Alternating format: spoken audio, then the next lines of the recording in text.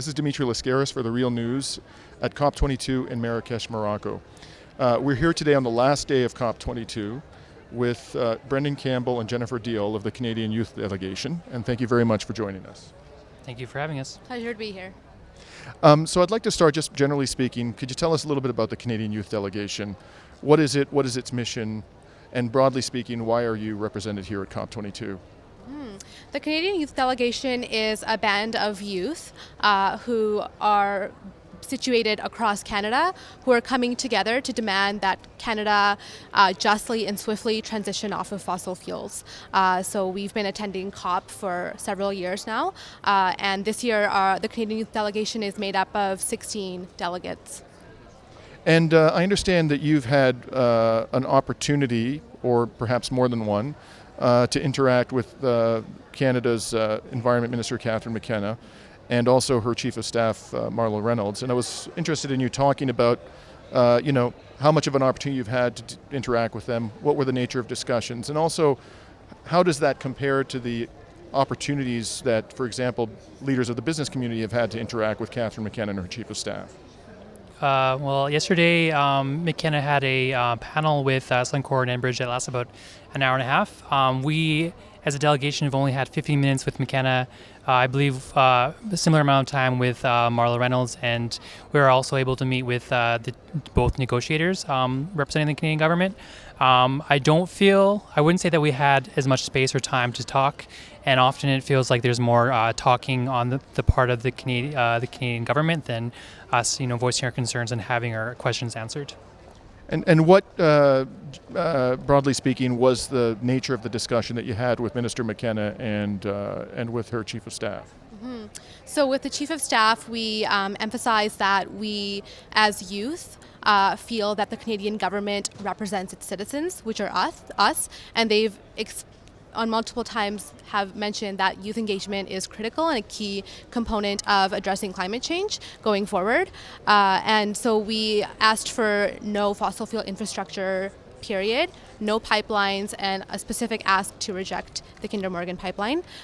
We also are wanting to make the transition off of fossil fuels one that is just.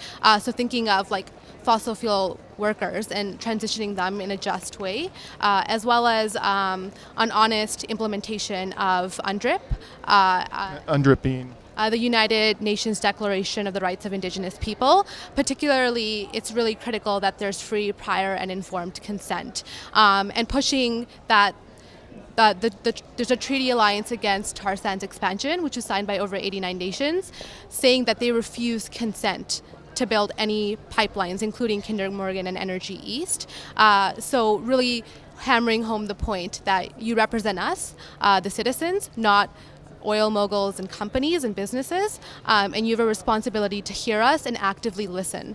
And then with our meeting with McKenna, because we got such short time and we were really on the clock to be out of the room within those 15 minutes, we wanted to take that space instead of, having dialogue, which leads to them talking for most of that meeting. We wanted them to listen. So three of our delegates shared their personal narratives and how climate change deeply impacts them and what our ask of them as youth is. So just for the edification of our audience, many will know this, but some may not. Kinder Morgan pipeline is the Trans Mountain, which is planned or envisioned to run, if it's approved, from Edmonton down to Vancouver, and would basically be used for the export of bitumen from the tar sands to foreign markets, principally in Asia. And Energy East is going to run in the opposite direction across the central and eastern part of Canada, if it's approved again to facilitate the export of bitumen to foreign markets, principally across the Atlantic. Is that correct? Yes, that's correct. And even thinking about those projects, right now when those projects go through the regulatory process and reviews, there is no climate test done. So those fossil fuel infrastructures, it's not taken into consideration how much greenhouse gas emissions will come from producing that project, and that's a really key point that we as youth have been trying to push. So when you communicated these concerns to Minister McKenna, what was the reaction? Did you get any kind of a commitment, any kind of an indication about what the government's intentions are?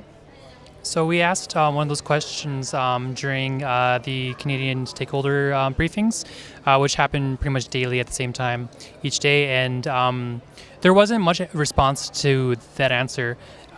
Tina O from our delegation had posed that question, and McKenna talked about the focus on innovation and technology and industry as our way forward, but didn't really specifically address the question. I feel McKenna is very, very adept and skilled at avoiding being, I guess, completely honest. And unfortunately, we weren't able to get much of an answer. Tina O did try to stand up at the end of the briefing, say this, explaining her disappointment with McKenna, but Tina O from our delegation, and she tried to stand up to explain her disappointment. However, McKenna just swiftly left the room. And what is your current expectation in light of everything you've seen and heard from the Trudeau government about what is going to happen with these proposed pipelines, Kinder Morgan's, Trans Mountain, and Energy East? Yeah, it comes down to the fact that Justin Trudeau was labeled the Minister of the Youth.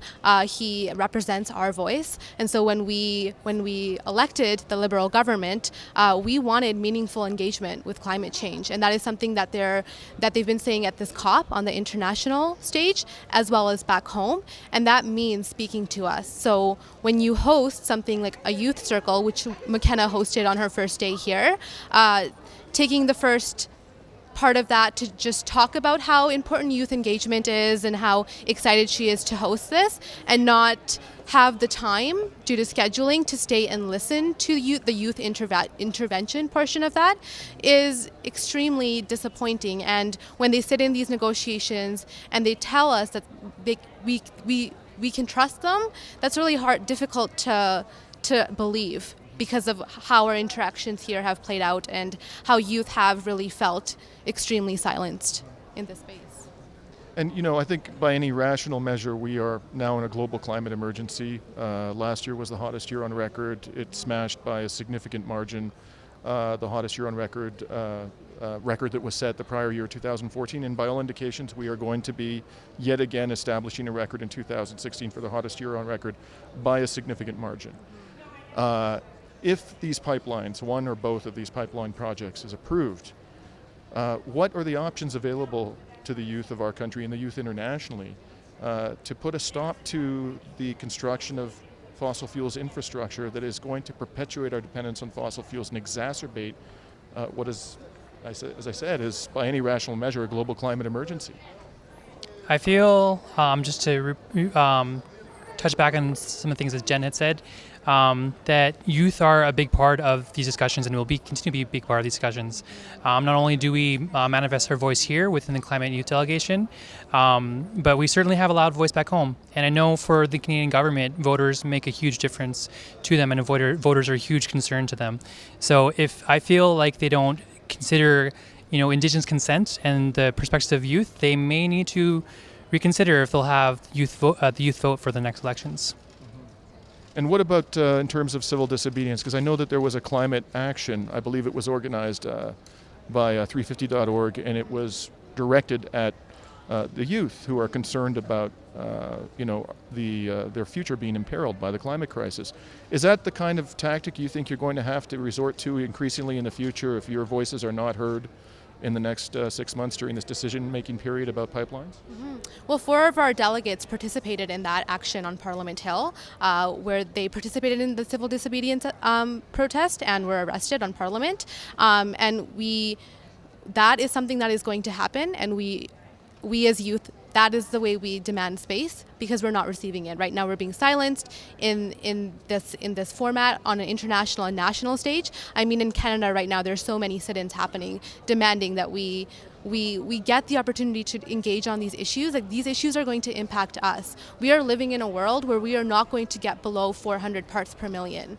And if we continue as business as usual, we are going to exceed 2 degrees a lot and reaching 3.5, which is an uninhabitable planet.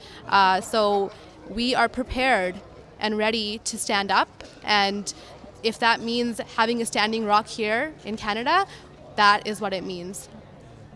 Well, thank you very much for taking the time to speak to me, and I wish you the best in your efforts to achieve climate justice. Thank you. Thank you for hearing us. This is Dimitri Lascaris for The Real News in Marrakesh, Morocco.